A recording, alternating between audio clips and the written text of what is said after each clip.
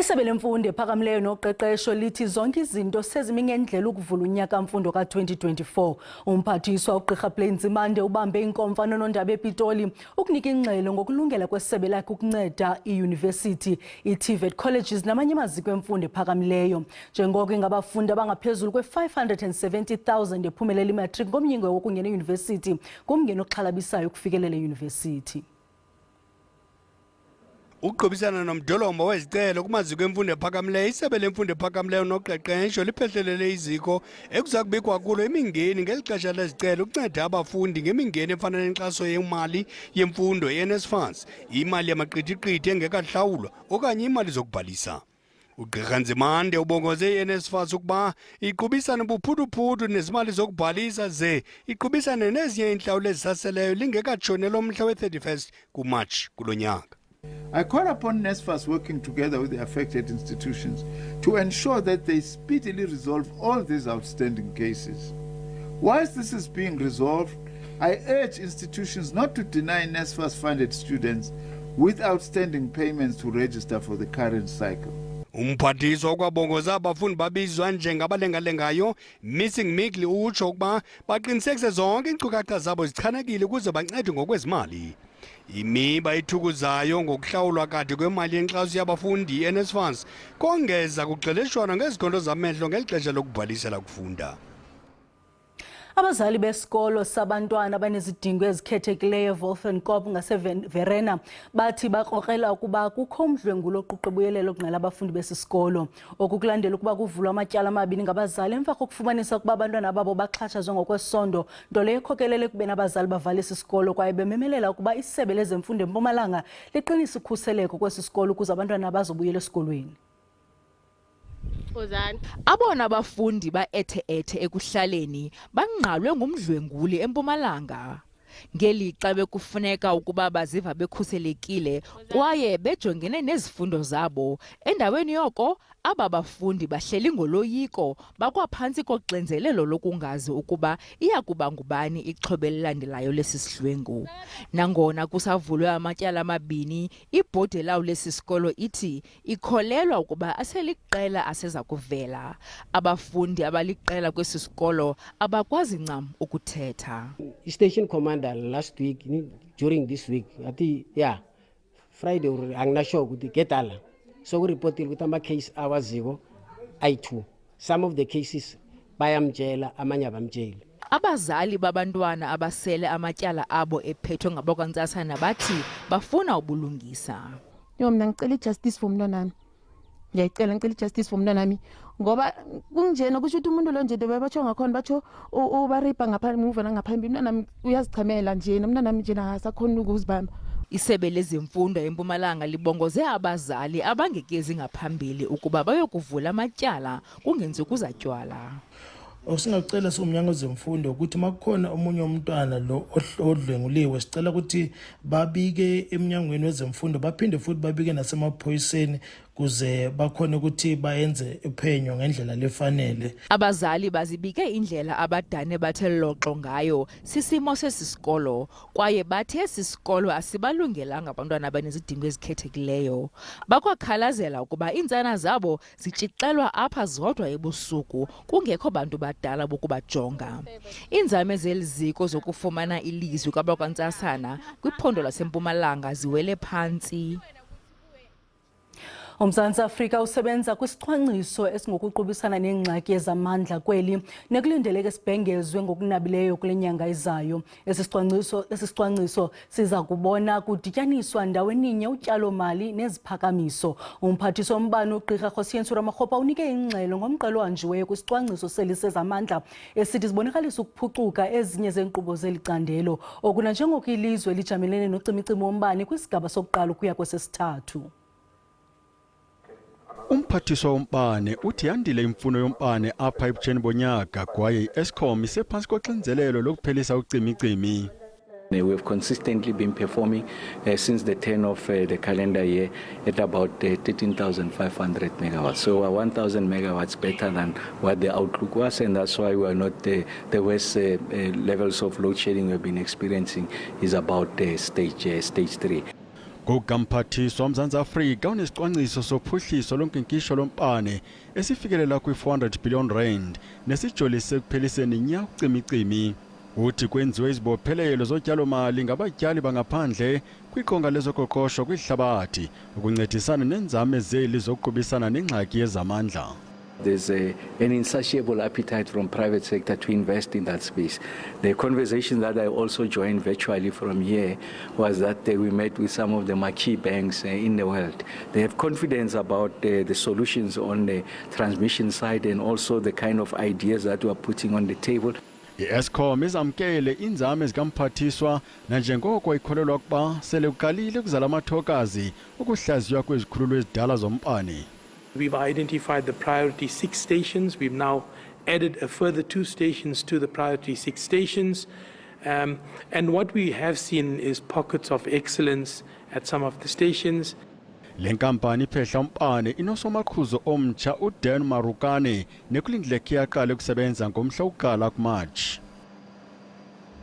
Kwalapha ezindabeni umasipala oMbaxa eBuffalo City eMpuma Koloni ubambisene nabasebenza nabo ngenjongo zokunceda abafundi abaphuma kumakhaya angathathi ntweni ukuba bafake izicelo zenkxaso-mali yemfundo ephakamileyo i-NSFAS. Kona masiqale evenkileni.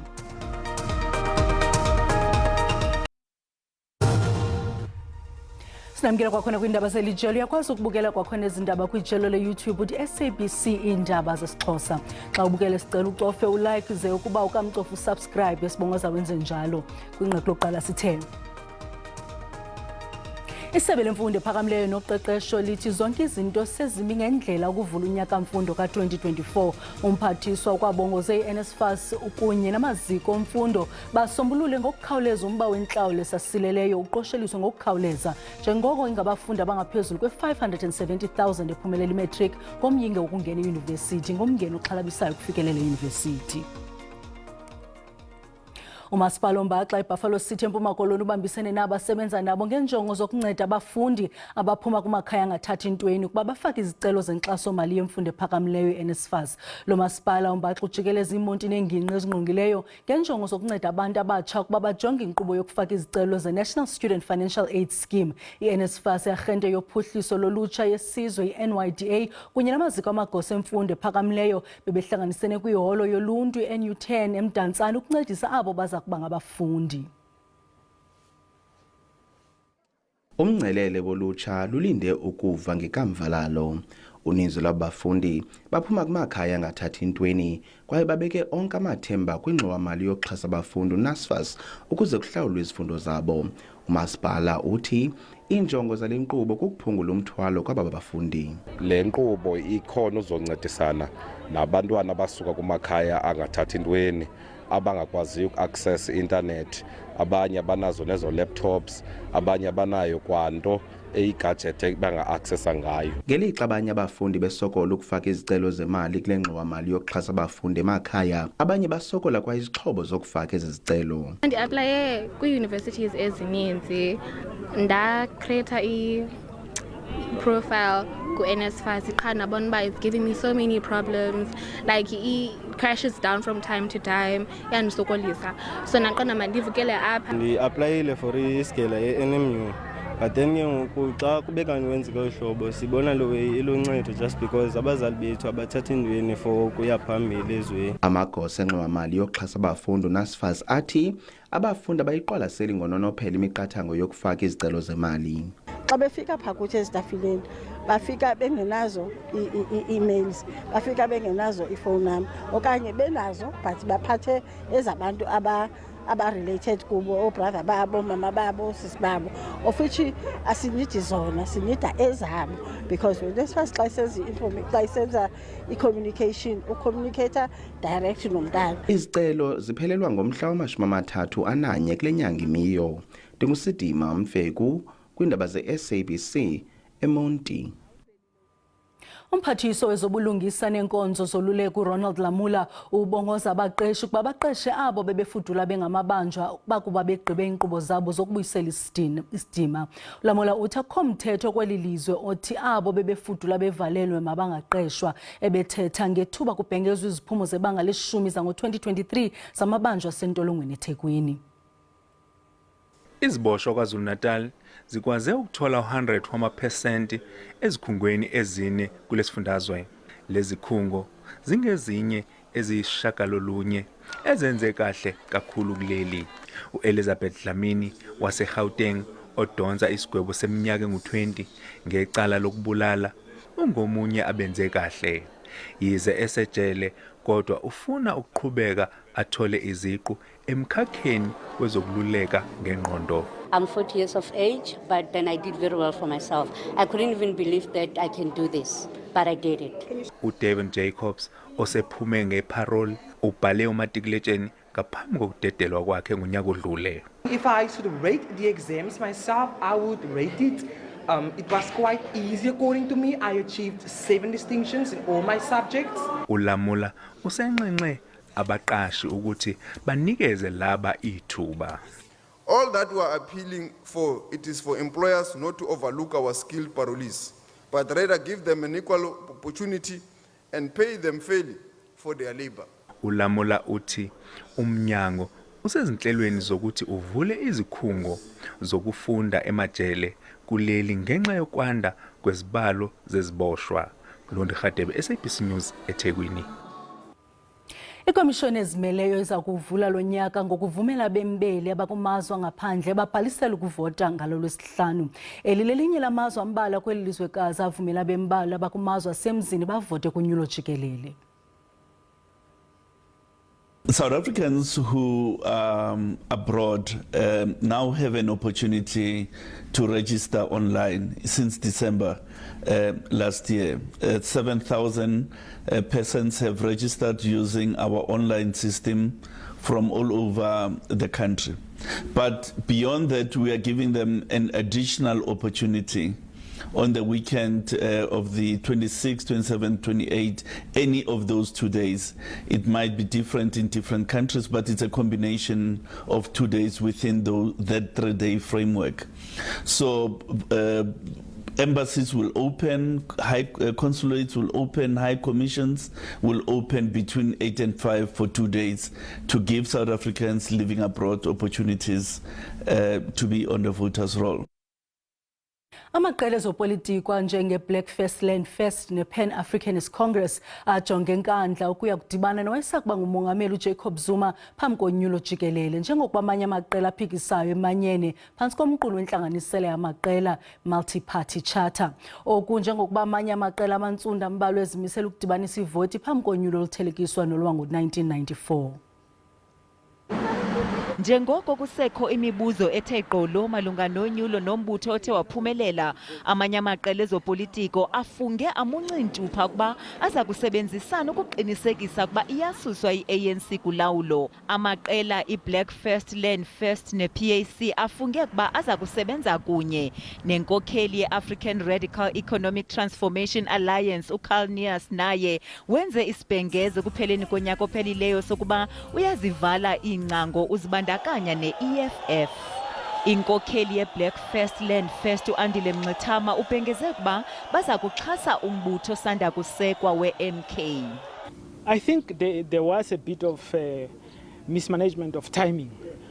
We saw, for instance, people like Carl, people like Advocate Mkhwebane joining other parties because there was no clear left alternative announced at the time. As the PAC, you'll recall that we even have a formal relationship with ASAP. We are also going to have other relationship and other engagement with all other parties that think alike. Umhlalutyi wezopolitiko ukuchaze ukudityaniswa kwamaqela njengokubonakalisa ukufika kwexesha lokuba abantu abantsundu bamanyane phantsi kwesizathu esinye.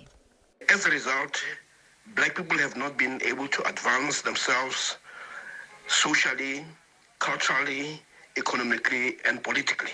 Unobhala jikelele ogxothiweyo nosele eyinkokheli yombutho i-African Congress for Transformation uAce Magashule nowayesakuba liqala le-MK uCarl Neas bobabini bayasixhasa isigqibo sowayesakuba ngumongameli sokuba angagayeli ivoti i-ANC koko kujongwe kufuneka kwenziwe ngamaqela amancinane.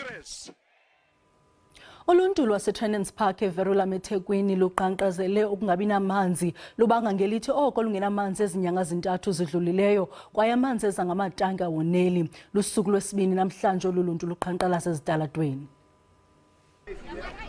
Umphakathi waseTrendens Park eVerula uvuka umbhejazane ushisa amathani emfucuza wavimba nemigwaqo ufuna ukuhlinzekwa ngamanzi abathi sekuphela izinsuku ezingu-96 engekho. Abalele ku-2000 amakhaya lapho abanikazi bathi bayibona belahliwe. That is a dire situation. It has reached a humanitarian crisis where children are getting sick, the elderly are falling and getting injured trying to get water. It is unreal, it's unbearable. Lo mphakathi uthi usazoqhubeka nembhikisho imfuno. I got 4 grandchildren. My grandchildren are deprived from school. What happens to them? I cry every day to the Lord. Asina amanzi sinenkinga ingane from namhlanje nje ingane azikwanga ngesikoleni and abanye abantu mabesiba emakliniki kuvaliwe umgaqo wonke uvaliwe abantu babhikishela amanzi. Ikhansela lelindawo Nkosiyezwe Mhlongo uthembise lo mphakathi ukuthi amanzi azobuya kule ndawo maduze. Inkinga esinayo kakhulu i-infrastructure yethu eThekwini isindala kakhulu. Lo mphakathi usudlulisele izikhalo zawo ngamanzi kwikhomishana yamalungelo abantu ukuze le khomishana ithole umnyombo weinkinga lapha. Eindabeni ze-SABC nginguvusi Khumalo eVerula. Okokuqala ngqa eMzantsi Afrika icandelo lenkukhu eNtshona Koloni naseMpumalanga liza kube lirhwebela ngaphandle izibiliboco zenkukhu eChina. Ukufunwa kwamanqina enkukhu ngokumandla kwilizwe lase-Asia kufikelele kwizinga le-300 million rand nelingavula amathuba engqesho ngamawakawaka.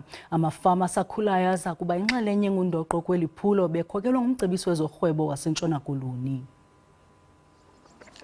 Uqale nje efuya iinkukhu ezilikhulu ngo-2019 ngethuba ukhaya Bhorhwana ebona ithuba kwimalike. Ishishini ngoku selikhule de lafumana nembasa. UAgrikey ufuya iinkukhu ezizikhulelayo ziyathengisa malunga nama-2,000 ngethuba leveki ezintandathu. Ungomnye wabachongiweyo kolu shishini lwamanqina enkukhu aza kuthunyelwa eChina esithi amaChina afuna kanye lawa lapha. Umahluko kwezasechina nezalapha kuba ezaseChina bafuna imileqo enenyawo ezinkulu ngokusiza so apha eSouth Africa normally bafuna emva kweveki ezine kodwa eChina zabe zizi-6 weeks ezibazifunayo so sijonge phambili uba siba supply ngezinkukhu lapha eChina.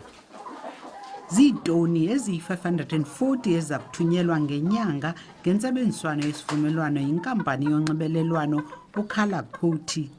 Bathi kukho ithuba lemisebenzi engadalwa emalunga nama-3,000.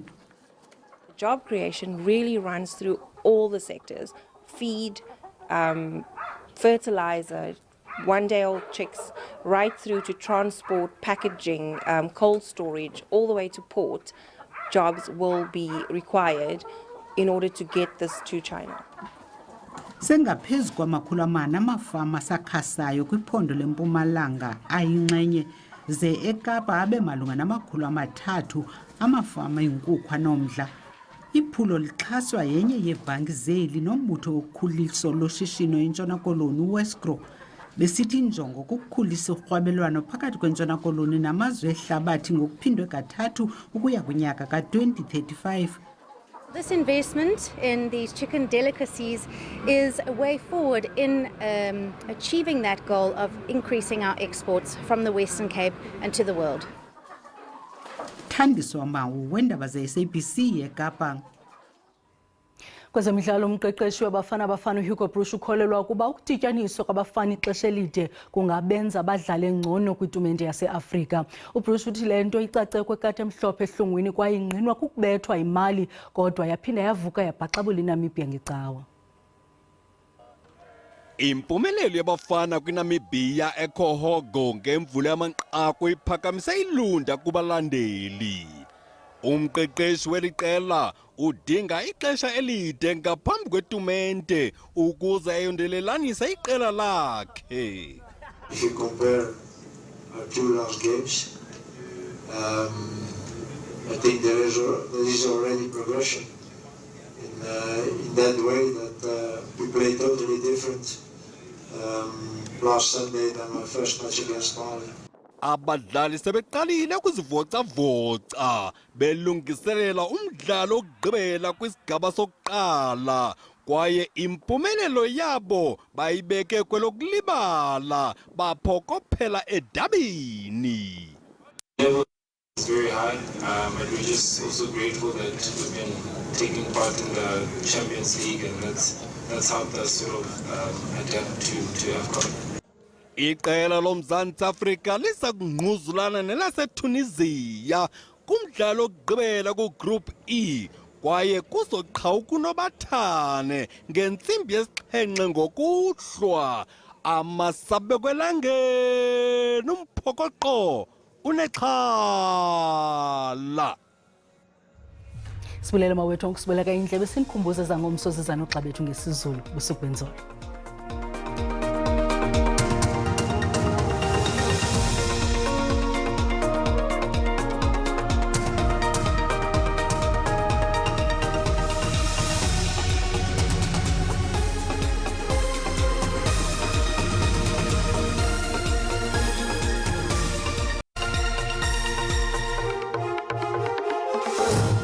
Mawahlangana mafuli ivume igama kuba Sembo ndivumeleni njengenonkanyesi ndinirhabulise uqikelelo lwemozulu ngokuhlwanje xa sijonga ke imvula nomoya kuyaphawuleka into yokuba limathumba ntaka kwindawo eziphako Mpuma Koloni ukunywela ngasentla ke naphako Appleton ke kube zimvula ezingephi esingathi sizilindele pha kwindawo eziphako Freystata chuncembe sijonge kaloku mbukeli imvula nomoya ngomso kuyaphawuleka into yokubana noko lithe rhwelele ngamafu kwindawo eziphako Gqeberha ezenzweni ukunywela ngasentla kwindawo eziphako Mtlontshona ko Appleton kanti ke ezamvula ezingephi zibe khona kwindawo eziphakamileyo ndixela kaloku phako Freystata kanti ke mbukeli xa sijonga amaqondo obushushu aphantsi ngokuhlwa njengoko sibona ke kwindawo eziphakamileyo phako Musina lifudumele ngaye u20 degrees kanti ke koPhalabura ibe nguye u19 degrees kanti ke Richards Bay nakhona ke libe ngcono ngaye u21 degrees xa singena ke ezenzweni phako Mthatha kwaBhaca khona nguye u14 degrees eMonti nakhona ibe ngu16 degrees eMambozane 15 degrees